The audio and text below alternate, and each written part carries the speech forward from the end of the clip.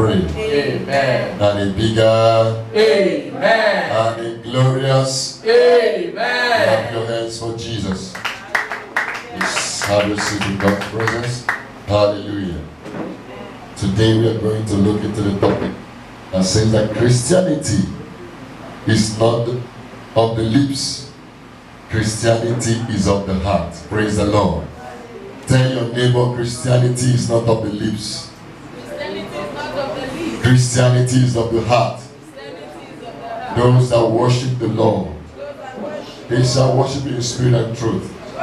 Because the God we serve is a spirit, is not a man. Christianity is not of the lips. Christianity is of the heart. Praise the Lord. Praise the Lord. We are going to lay some foundation from the scripture. Let's open our Bible to Mark. Or let's start from the Old Testament, Isaiah 29, verse 13. Praise the Lord. Isaiah 29, verse 13. If you're there, say amen. Praise the Lord.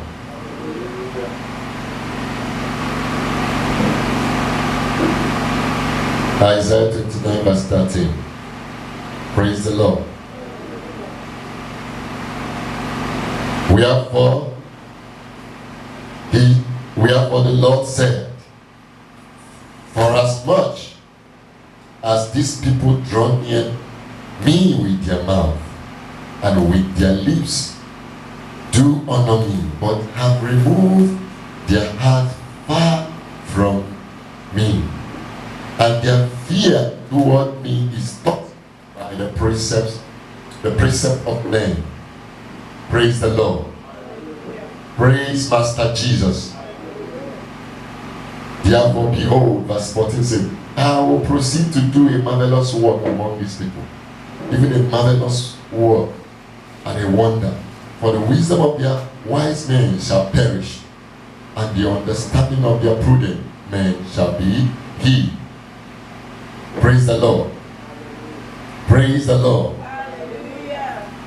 Praise the Lord.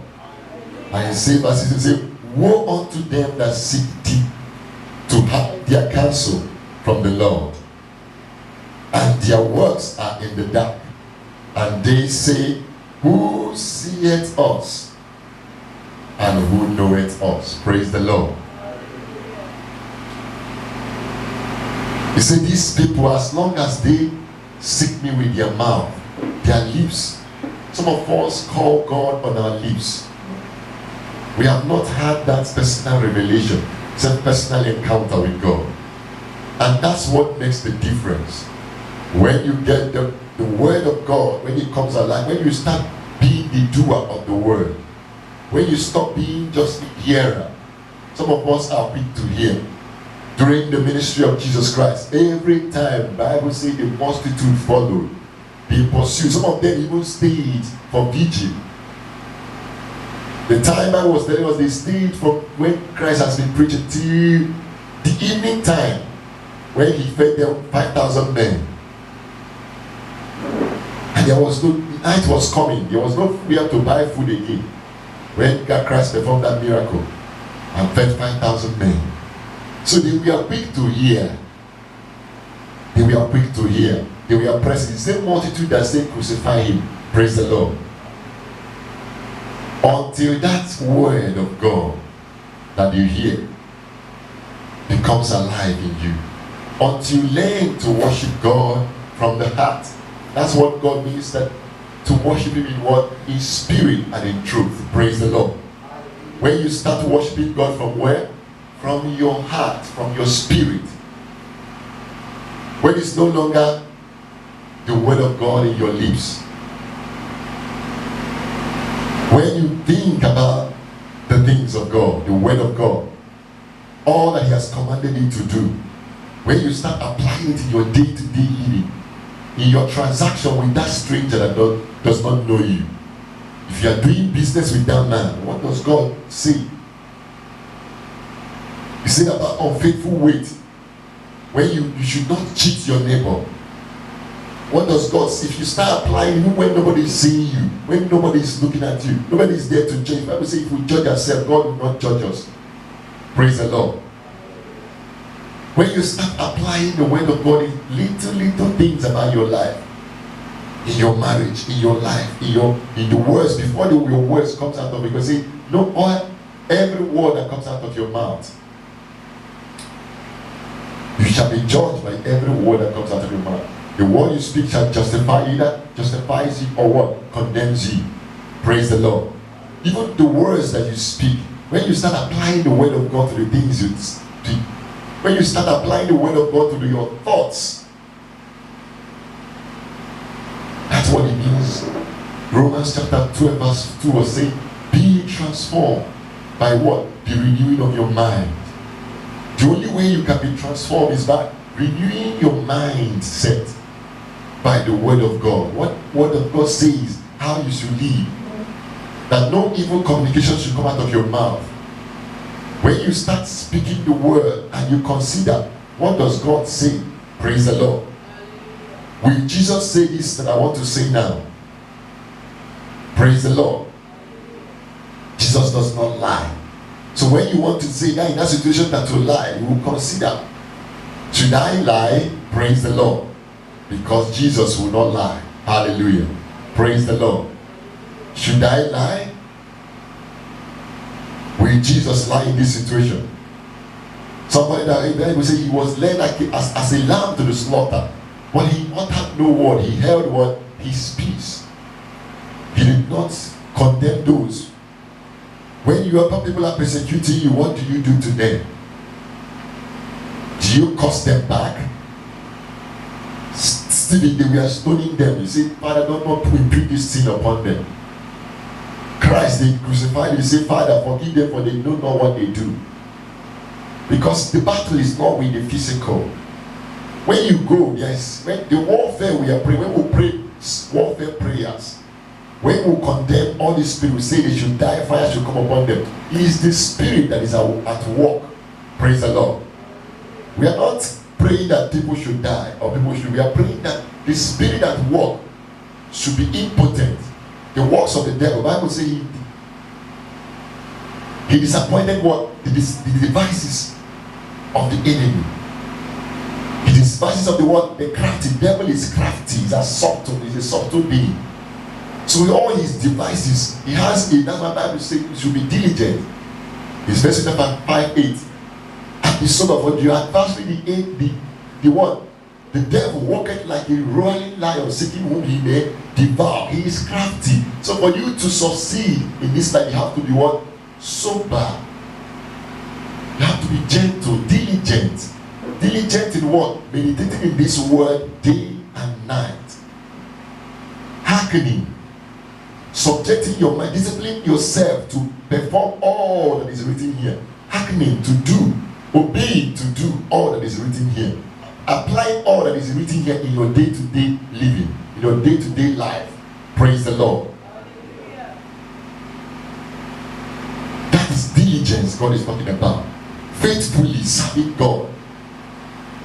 Say, those that diligently seek me, God is the rewarder of they that will diligently seek me. It's not, he didn't say those that seek me. Praise the Lord. Because some of us seek God out of circumstances. When it's good for us.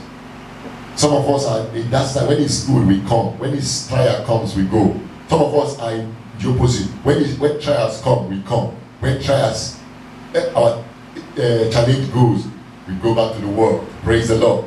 But God wants you to be there in good times and in those trying times. Praise the Lord.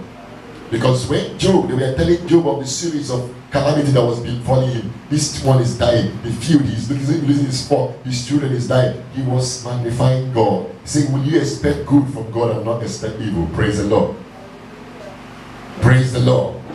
With that mindset, you live a life free of what? Offense. Because offense hinders what? Your prayer, your connection to God. Praise the Lord. Offense does what? It severes And God says, in my ears is not heavy to hear.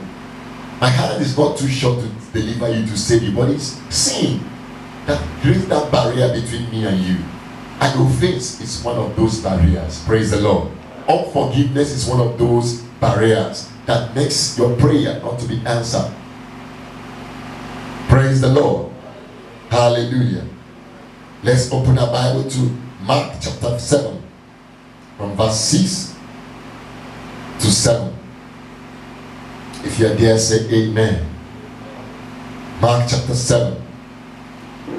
The same scripture. This one is Jesus quoting what Isaiah has said. We are read in Isaiah chapter 29 verse 13. See, Isaiah 29 verse 13 says, wherefore the Lord said, for as much as these people draw near me with their mouth and with their lips do honor me, but have removed their heart far from me, and their fear toward me is taught by the precept of men. They are taught by the philosophy of men. Praise the Lord. They are taught by the human understanding. They are taught by the doctrine of men, not by the word of God, not by the revelation of the word of God. Praise the Lord. Their fear of God is taught by, they will see me and know that I'm not faithful. Pretense, hypocrisy. These are the doctrines of men. These are the precepts of men. Praise the Lord. Eye service. These are precepts of men. To please men, not to please God. To appear as righteous in the eyes of men. These are thoughts. Their fear of God are taught by the precept of men. Their fear of God are taught by what? The reward of men. What they will gain from men. Praise the Lord. Their fear of God are taught by what? The commendation, the recommendation of men. So that men will commend them. By positions in the churches, in the offices, and everywhere. By promotion. Instead of fearing God and lying, your fear is, if I don't take this life now, my boss will query me. My boss will sack me. This will happen. I will lose this job. If I don't lie, I will lose this contract. Their fear of God, they say God will understand. Their fear of God is taught by what? The precept of men. The feelings of men. Praise the Lord. And Jesus, to see how important this scripture is, because if you're calling on God with your lips, if you're calling on God with your just carnally, carnal-minded person cannot please God. Bible says that carnality, the flesh cannot please God because it does not work. It's not subject to what? The law of God. It does not have the capacity, the ability to please God. So if you're walking in the flesh, you cannot please God. You must let go. Just like our topic says that Christianity is not what? Of the lips, but of what? Christianity is of what? Of the heart. Is of the spirit man. Praise the Lord. Tell your neighbor, Christianity is of the spirit. Say it louder. Praise the Lord. Christianity is of what? The spirit. Those that worship the Lord will worship Him what? In spirit and what? In truth. Praise the Lord.